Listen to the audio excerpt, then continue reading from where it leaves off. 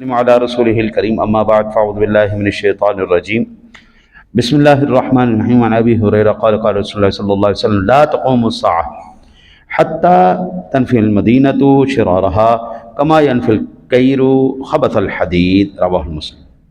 کیرو خبث الحدید حضرت امام مسلم نے حضرت ابو ہریرہ رضی اللہ تعالیٰ عنہ سے روایت کی ہے. وہ فرماتے ہیں کہ رسول اللہ صلی اللہ علیہ وسلم نے ارشاد فرمایا قیامت قائم نہ ہوگی حتیٰ کہ مدینہ منورہ برے لوگوں کو یوں نکال دے گا جیسے بھٹی لوہے کا میل نکال دیتی ہے. ظاہری بات ہے اب جو دور آ رہا ہے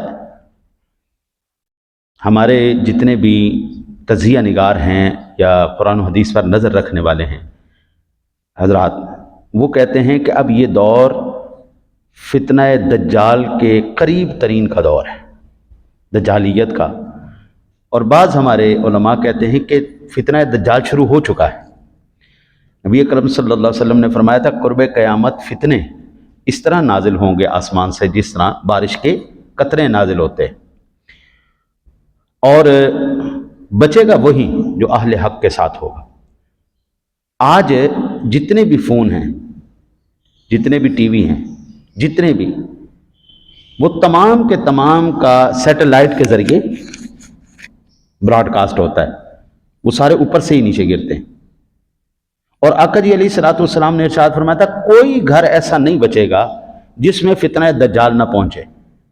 یہ موبائل جو ہے حضرت، کوئی ریڑی والا ہے، کوئی چھابڑی والا ہے، کوئی دکان والا ہے، کوئی کار والا ہے، کوئی سائیکل والا ہے، کوئی گدھے ریڑی والا ہے، بھئی ہر ایک کے ہاتھ میں یہ فتنہ پہنچ چکا ہے. آقا جی علیہ الصلوۃ والسلام نے دجال کی جو ہے نا ایک صفت بیان کی تھی کہ ون آئی، ایک آنکھ والا ہوگا. موبائل کے سامنے والے کیمرے میں کتنے کیمرے ہوتے ہیں؟ فرنٹ سکرین پہ ایک ہی کیمرہ ہوتا ہے جی. ہمارے علماء کہتے ہیں یہ دجال کی آنکھ ہے.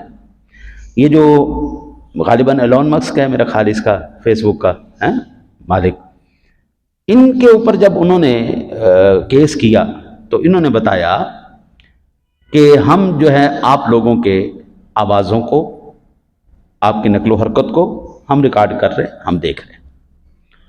نبی اکرم صلی اللہ علیہ وسلم کی ذات گرامی کا ایک اور فرمان ہے، آپ نے ارشاد فرمایا تھا جب فتنوں کا دور آ جائے تو پہاڑوں کو نکل جانا، صحراؤں بیابانوں کو نکل جانا. آج بھی پہاڑوں کے اندر یہ سگنل کا مسئلہ ہوتا ہے. باقی اگر یہ شہروں کی بات کی جائے کوئی ایسی جگہ نہیں ہے جہاں پر بھائی سگنل نہیں پہنچتا. تو یہ وہ دور آ چکا ہے. ابھی آپ اندازہ کریں کہ ہم سعودیہ میں سوچ سکتے تھے کہ بھائی وہاں پہ میوزیکل کنسرٹ ہوگا؟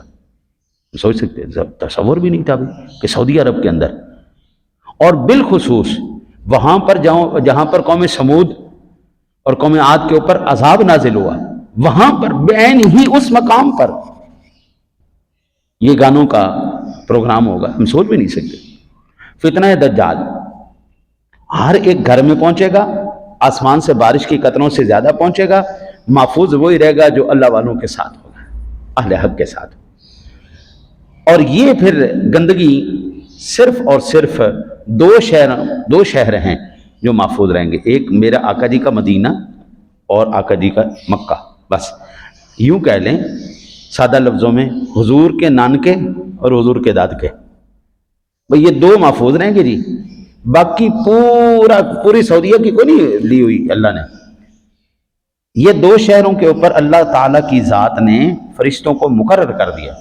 آقا جی فرماتے ان دو شہروں میں دجال ظاہر نہیں ہوگا. اچھا میں آپ کو مزے کی بات بتاؤں،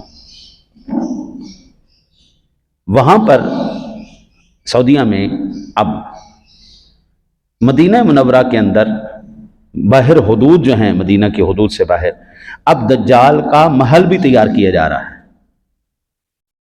آپ نے سنا ہوگا نیوم سٹی کا ایک پروجیکٹ آیا ہے اور وہ سعودیہ کے اندر ہو رہا ہے. دنیا کی سب سے جدید ترین سٹی وہ اس وقت روئے زمین پر جو مرز وجود میں آئے گی وہ سعودیہ کے اندر نیوم سٹی ہوگی. یہ تمام کے تمام فتنے جب آئیں گے، ظاہری بات ہے اب وہاں پر سینما ہاؤس بھی قانونی قرار دے دیا گیا، شراب خانے بھی قانونی قرار دے دیے گئے، جوا خانہ بھی قانونی قرار دے دیا گیا، خواتین کی جو ہے وہ بیچنگ وہ بھی قانونی قرار دے دیا گیا۔ اب قیامت کے قریب حضور نے فرمایا اللہ تعالی مدینے کو اس طرح پاک کر دے گا جس طرح بھٹی میں لوہا ڈالا جائے تو گندگی ایک سائیڈ پہ ہو جاتی ہے، اصل ایک سائیڈ پہ ہو جاتا ہے۔ قرب قیامت یہ گندگی آئے گی تو پھر باہر اللہ پھینکے گا نا جی ان کو، ٹھیک ہے جی۔ پھر یہ ایک بھی واقعہ ہو سکتا ہے کہ علامات قیامت کا ابتدا ہو چکی ہے، اور ان کی سب سے پہلی جو ہے وہ نشانی حضور سرور دو عالم صلی اللہ علیہ وسلم کی آمد ہے۔ حضور کی آمد ہی قیامت کی نشانیوں میں سے بڑی نشانی ہے کہ اب حضور کے بعد کوئی اور نبی نہیں آئے گا، آپ خاتم النبیین ہیں، اب آپ کے بعد اللہ تعالیٰ نے اس دنیا کو لپیٹ دینا ہے۔ مکہ ہو یا مدینہ، برے لوگ ہر جگہ پہ موجود رہیں گے، اور برے لوگ قرب قیامت اللہ تعالیٰ ان دونوں شہروں سے نکال کے باہر پھینکے گا۔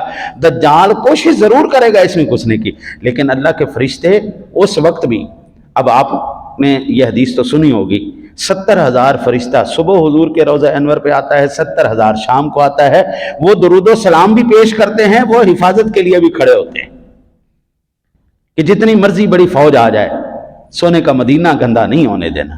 دعا کرو اللہ تعالیٰ آپ کو مجھے حضور سرور دو عالم صلی اللہ علیہ وسلم کی سچی محبت نصیب فرمائے۔ اللہم صلی علی سیدنا و مولانا